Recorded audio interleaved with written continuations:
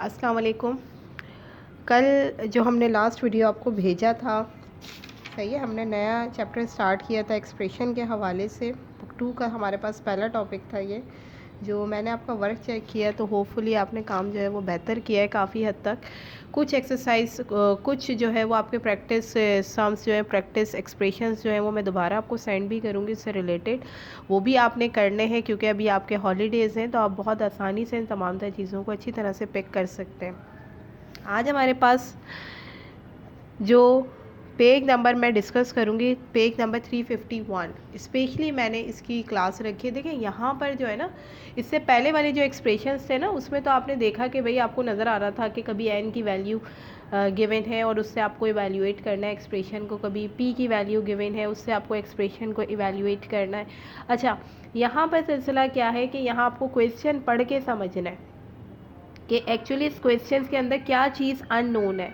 जो वेरिएबल होता है ना हमारा, वो अननोन फिगर होता है, यानी हमें मालूम नहीं है। अब आप वेरिएबल कुछ भी ले सकते हैं। अब कभी कभी ये सवाल के अंदर कभी अल्फ़ा का साइन यूज़ करेंगे, कभी बीटा का, कभी गैमा का, कभी पी लिख दिया, कभी क्यू लिख दिया, वट एवर आपको अननोन फिगर देंगे। सही। पेज नंबर 35 पे एग्जाम्पल नंबर 4 है। सही है।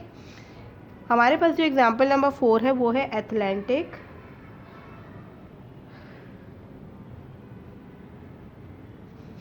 Athletic trainers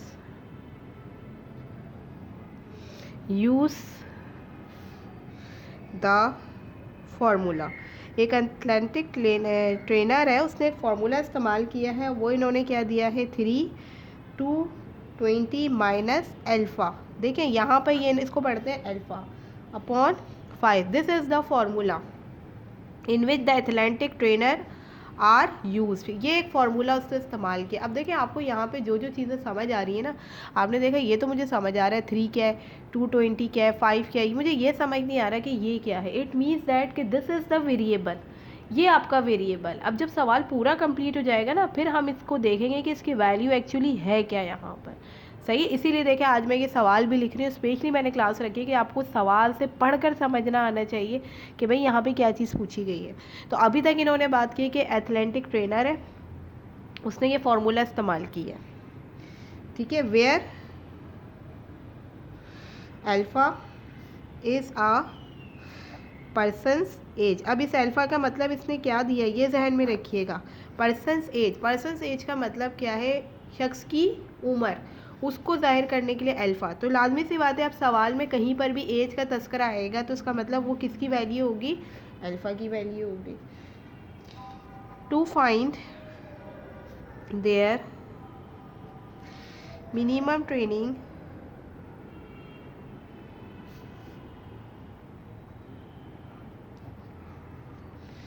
heart rate, find the latrina, this is the name of the person's minimum training heart rate,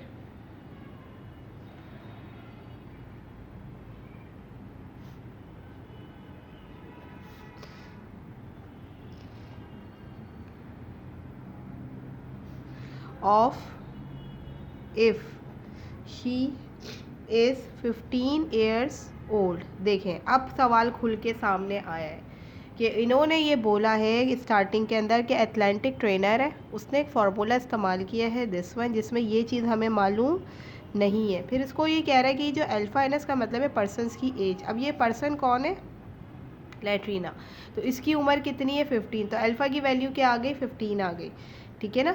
यहाँ पर अल्फ़ा हमारे पास क्या आ गया, 15 आ गया। अब देखो ये पहले वाला ही सवाल बन गया कि 3 220 माइनस 15 अपॉन 5। अब हम सॉल्व कर लेंगे इसको। 220 में से आप 15 को लेस करेंगे तो आपके पास आएगा 205 विच इज़ डिवाइडेड बाय 5, ठीक है ना। फिर इसके बाद हम क्या करेंगे, इसको इससे मल्टीप्लाई करते हैं। अलजेब्रिक एक्सप्रेशन में कभी भी मल्टीप्लाई का साइन नहीं लगता, ठीक है।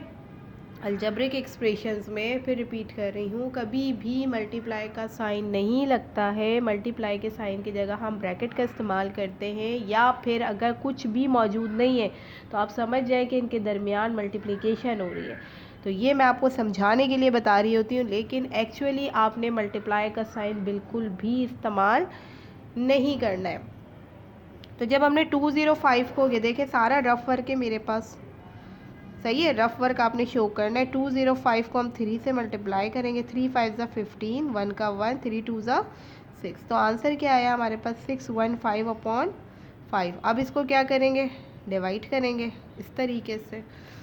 तो 5 1 ज़ा 5, 6 में से 5 गया 1 बचा, ये 1 उतार लेंगे, ठीक है ना। 1 किस तरह से उतारेंगे, फिर रिपीट करिए मैं, देखें 5 1 ज़ा 5, 6 में से 5 गया 1 बचा, ठीक है ना। अब चूँकि 1 तो छोटा है, पॉइंट लगा के अगला नंबर उतारते, तो पॉइंट आ गया हमारे पास, सही है। फिर इसके बाद हमने किया ये 5 2 ज़ा 10, 1 में से 0 गया 1, पॉइंट लगा हुआ है 5 लिख देंगे, 5 3 ज़ा 15। आंसर हमारे पास आ गया 1.23। This is your required answer, ठीक है ना। यानी यहाँ पर इन्होंने इतनी सारी बात करने का जो मकसद है ना, वो सिर्फ मकसद ये था कि आपको ना अल्फ़ा की वैल्यू फाइंड आउट करनी है। अब आप पहले तो देखो आसान सवाल होते थे, उन्होंने लिखा कि 2 + n - 3 = ये निकालना है आपको, और n = 2। तो आप n की वैल्यू आपको खुद ही नज़र आ रहा था कि भाई n की वैल्यू 2 है, या p की वैल्यू 3 दी हुई है, वट एवर जो भी एक्सप्रेशन में इन्होंने वैल्यू दी होती थी, तो आप बआसानी समझ लिया करते थे।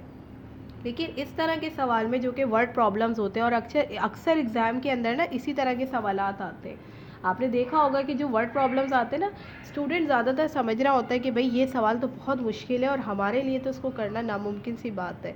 तो अगर आपको सवाल को समझने की टेक्निक है, देखें एग्ज़ाम्स तो देना है, अगर आप ये सोचें कि भाई ये सवाल नहीं आता और ये टेक्निक मुझे नहीं आती और छोड़ो मैं, तो ये तो बिल्कुल बेकार सी बात है। एग्ज़ाम का मतलब है कि आपसे वो किसी भी एरिया में किसी भी चीज़ को पूछ सकता है। आपको अगर उसका कॉन्सेप्ट पता है, अगर आपको उसका बेस पता है, इसका फाउंडेशन पता है, तो आप यकीन करें कि जो आउटलाइन आपको टीचर प्रोवाइड कर रहा है ना, वो अगर आपने क्लिक कर ली, तो फिर आपको हर तरह के सवाल करना आसान लगेगा।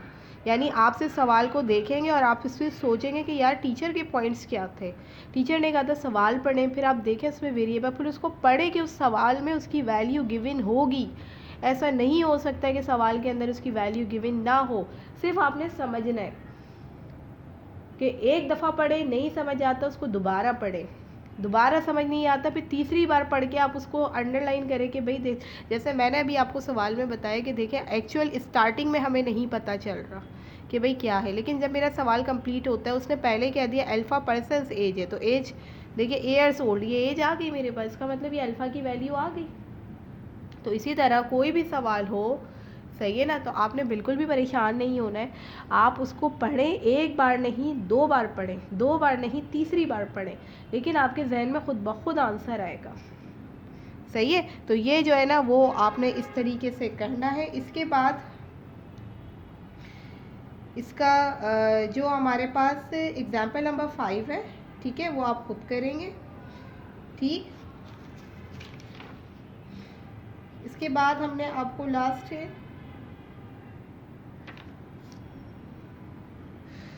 होमवर्क बता रही हूँ मैं। इसका होमवर्क क्या है आपके पास,